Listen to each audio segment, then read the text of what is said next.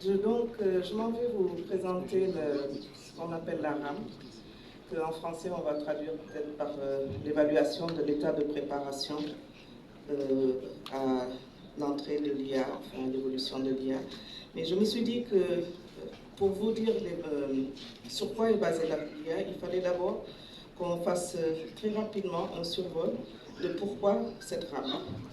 Et en fait, c'est pour dire que quand on parle d'IA, on a différentes préoccupations, des enjeux éthiques et des principes éthiques qui proviennent vraiment de beaucoup d'organismes publics. Et vous voyez sur cette petite diapo que sur une petite étude qui avait été faite sur 84 documents proposant des principes éthiques pour l'IA, il y avait vraiment une très grande diversité de principes.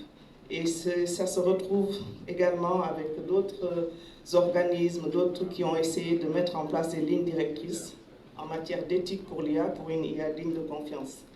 C'est la même chose, je ne rentre pas dans les détails, c'était juste pour vous montrer la pluralité des initiatives qui ont essayé de mettre en place un cadre éthique pour l'IA. Alors, ça c'est l'OCDE. Mais pourquoi en fait on a besoin de tout ça? C'est parce que quand on parle d'IA, souvent on ne voit pas, nous de l'extérieur, parce que je ne suis pas spécialiste de l'IA, je suis plutôt dans le domaine de l'éthique, mais on se demande, mais pourquoi est-ce qu'il faut une éthique de l'IA? Parce que l'IA, c'est quoi? C'est une sorte de boîte noire pour nous, qui va recevoir des données d'entrée, qui va faire quelque chose dans la boîte noire, donc souvent on ne sait pas de quoi il s'agit, et qui va donner des données de sortie. Et ces données de sortie vont aboutir à une décision qui va être un oui/non par rapport à une question qu'on se pose. Ça peut être une action, ça peut être une classification de personnes et autres, ça peut être des informations stratégiques ou une analyse prédictive. Et à chacun de ces étapes se posent des enjeux éthiques qui vont aller depuis la diversité, l'inclusivité, le respect de la vie privée concernant les données d'entrée, à l'explicabilité, la transparence et le contexte culturel, et surtout dans les données de sortie également, toute une série d'enjeux, que ce sont le fait de reproduire des inégalités sociales, des préjugés, des discriminations, et tout cela dans un environnement socio-culturel et avec l'enjeu de la consommation de l'énergie. Donc, il a fallu, à un moment donné, mettre tout le monde autour d'une table. Et cette recommandation, déjà je commence par dire pour tous les spécialistes qui vont me dire, mais vous n'avez pas défini l'IA, mais c'était dans la recommandation elle-même, je vous dis ce qu'elle dit, c'est qu'elle ne cherche pas à la définir, parce que celle-ci est destinée à évoluer en fonction des progrès technologiques. Et son objectif, c'est plutôt de traiter des caractéristiques des systèmes d'IA, donc qui vont revêtir une importance majeure sur le plan éthique. Et donc, on envisage les systèmes d'IA comme des systèmes capables de traiter les données et l'information par un processus s'apparentant à un comportement intelligent et comportant généralement des fonctions de raisonnement, d'apprentissage, de perception, d'anticipation, de planification ou de contrôle. Donc vous voyez, à dessein, ça a été une définition très très large.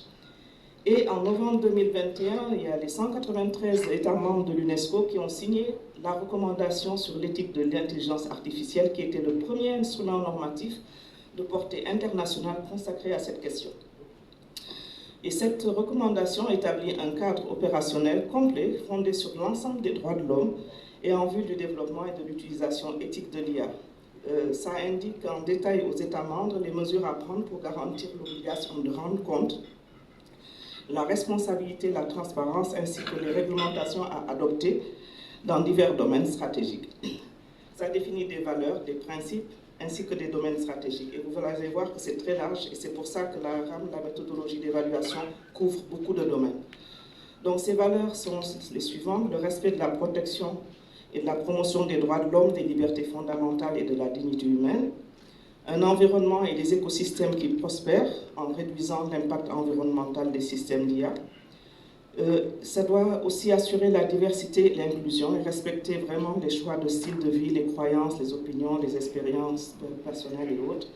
Et surtout, ce qui n'existait pas dans les autres principes ou les autres essais de mettre en place un jeu de principes, vivre dans des sociétés pacifiques, justes et interdépendantes. Et donc, L'IA devrait promouvoir la paix, l'inclusion, la justice, l'équité et l'interdépendance tout au long de son cycle.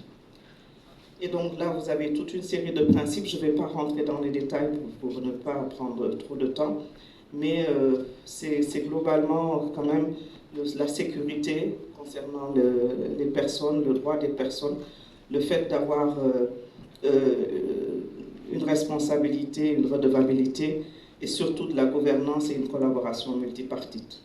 Vous voyez les domaines stratégiques qui sont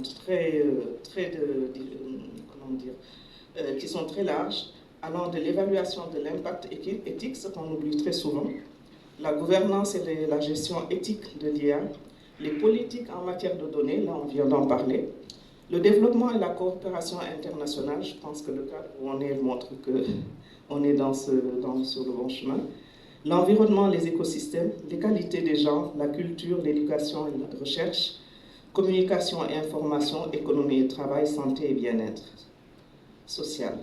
Et donc, c'est guidé par ces valeurs, principes et domaines stratégiques que le secrétariat de l'UNESCO a conçu un programme de mise en œuvre de la recommandation en s'attachant avant tout à renforcer les capacités nationales nécessaires pour donner suite aux mesures énoncées dans la recommandation. Et donc, cette recommandation, l'UNESCO a eu un mandat pour développer des outils. C'est vrai que l'IA est en constante évolution, mais ces outils vont aider les pays à développer, mettre en œuvre et utiliser l'IA de manière dynamique et en veillant à ce que ça respecte les principes éthiques. Et donc, cette méthodologie, comment elle a été faite? Il y a d'abord une étude menée par le secrétariat de l'UNESCO qui a porté sur 5 outils d'évaluation qui existaient. Je ne rentre pas dans les détails de ces outils, mais il faut savoir qu'au-delà de cela, il y avait également des outils d'évaluation qui ne couvraient pas, avec une couverture géographique très limitée, et une définition étroite de l'état de préparation. C'était surtout d'une définition technique, infrastructure ou scientifique.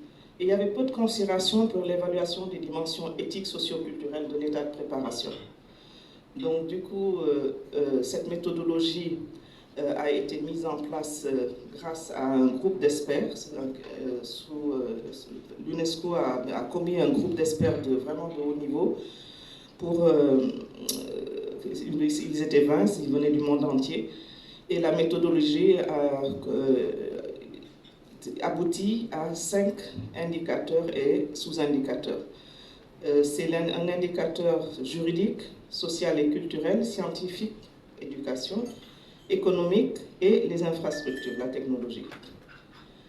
Pour la dimension juridique, par exemple, ça va comprendre des questions sur les éléments de politique et réglementation en matière d'IA, sur les lois sur la protection des données et la vie privée, le partage et l'accessibilité de données, des lois sur la passation de marché concernant les systèmes d'IA, les lois sur la liberté d'information, la procédure régulière et responsable, la sécurité en ligne, l'intégrité de la parole, la capacité du secteur public. Et par exemple, vous allez avoir des exemples comme sur la loi de protection des données, où nous allons parler de certaines questions. Est-ce que cette loi, est-ce qu'elle existe? Est-ce qu'elle donne aux utilisateurs le contrôle de leurs propres données? Toute une série de questions en fait que nous allons aborder et que nous avons abordées lors de notre consultation et de nos ateliers. Il va y avoir une dimension socio-culturelle qui va se concentrer sur les sujets tels que la diversité, l'inclusivité, l'égalité, le genre, l'engagement du public et la confiance dans l'IA, les politiques environnementales, société, bien-être social et la culture. Et cette dimension, elle est faite pour que le déploiement des systèmes IA se fasse de manière éthique et qu'ils prennent en compte, ils aient vraiment toujours en tête l'inclusion et la diversité sociale, ainsi que la sensibilisation et la conscience du public dans le pays. Et là, par exemple, sur la section sociale, on va par exemple poser des questions sur est-ce qu'il y a des écarts entre les genres relatifs à l'utilisation d'Internet? Est-ce que le pays a adopté une loi ou une politique visant à réduire l'écart numérique sur les genres? C'est ce genre de questions. Évidemment, il y a une dimension socio-scientifique et éducative en deux phases, la recherche, l'innovation, l'éducation, et va chercher à comprendre les facteurs relatifs à l'investissement. Combien on investit? Est-ce qu'il y a des projets de recherche? Quel est le contenu éducatif quand on parle d'IA? Est-ce qu'il y a uniquement un aspect technique ou est-ce que les aspects éthiques sont pris en compte?